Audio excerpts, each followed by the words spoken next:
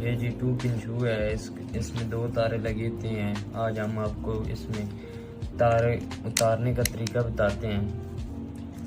और अक्सर एक तार निकल जाती है, खुद ही खोल कर आप घर बैठ कर तार वो लगा सकते हैं। ये 2 तारे हैं ये वाली। ये आज हम आपको निकालने का तरीका बताएंगे। ये बहुत दफ़ा ख़राब हो जाता है और उतारने के लिए लोग इलेक्ट्रीशियन को बुलाते हैं। आप घर बैठ कर खुद बनाएं। ये पेज ढीला करेंगे, ये भी तार निकल आएगी। और अगर घर बैठे कर खुद इंसान कर लेंगे तो इलेक्ट्रीशियन का तो काम ही ख़त्म हो जाएगा। बस